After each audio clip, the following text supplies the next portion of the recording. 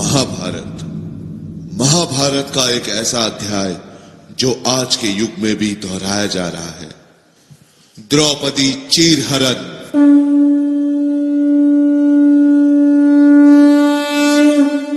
जगत सुंदरी द्रौपदी।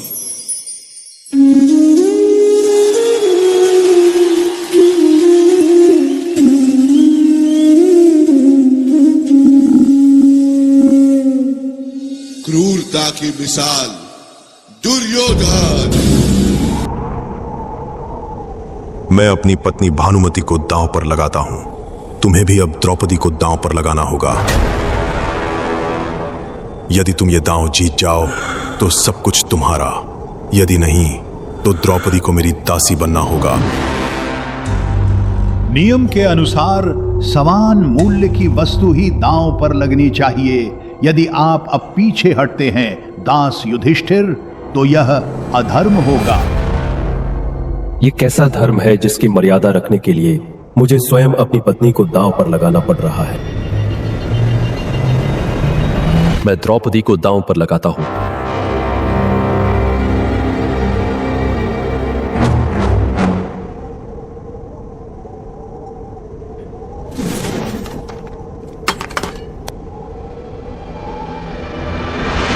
युधिष्ठिर अपनी पत्नी द्रौपदी को हार गए हैं।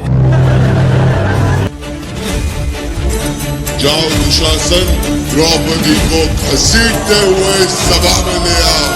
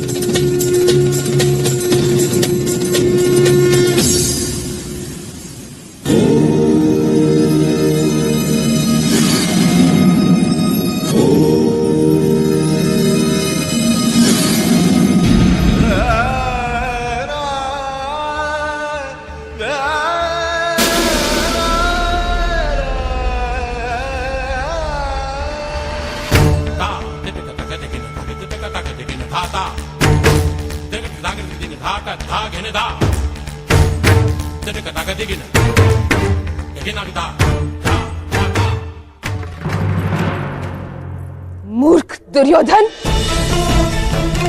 मैं यज्ञ से जन्मी याज्ञ सेनी हूं और अग्नि को कभी बांधा नहीं जा सकता। मुझे तुम दासी नहीं बना सकते क्योंकि मुझे वो स्वीकार्य नहीं, मान्य नहीं।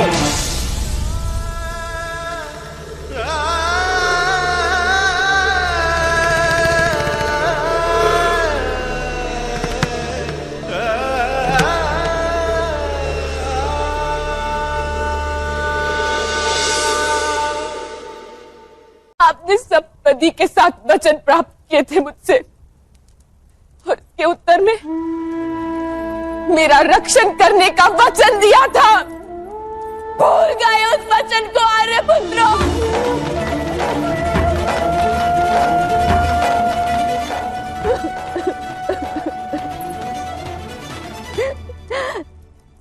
आपके परिवार के सुख के लिए आप पांचों में से किन्हीं चार को संन्यास न धारण करना पड़े, इसने अपने समग्र जीवन को तपस्या बनाया है मैंने।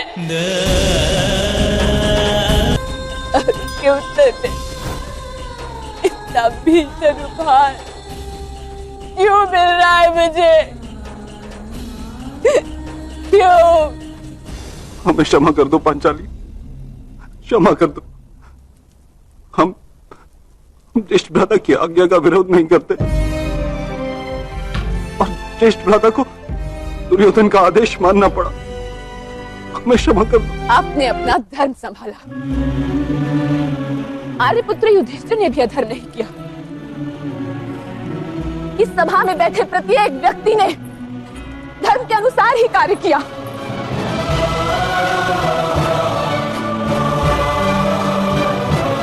तो क्या धर्म ही स्त्री का अपमान करता है? धन ही स्त्री का शोषण करने का अधिकार देता है आप पुरुषों को। मेरा क्या दोष था जो मुझे इस प्रकार यहाँ लाया गया? अपने अपने अपने धर्म के विषय में विचार अवश्य किया, किंतु किसी ने भी पांचाली के सम्मान का, पांचाली के अधिकार का, पांचाली की भावनाओं का विचार नहीं किया।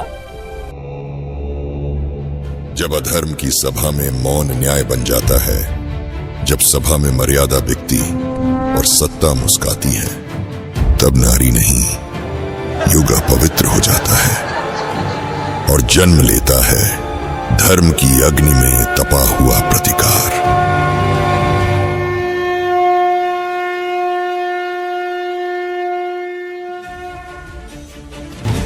जिस तरह इसने हमें इंद्रप्रस्थ की सभा में शस्त्रहीन किया था, उसी प्रकार हम इसे इस सभा में वस्त्रहीन करेंगे।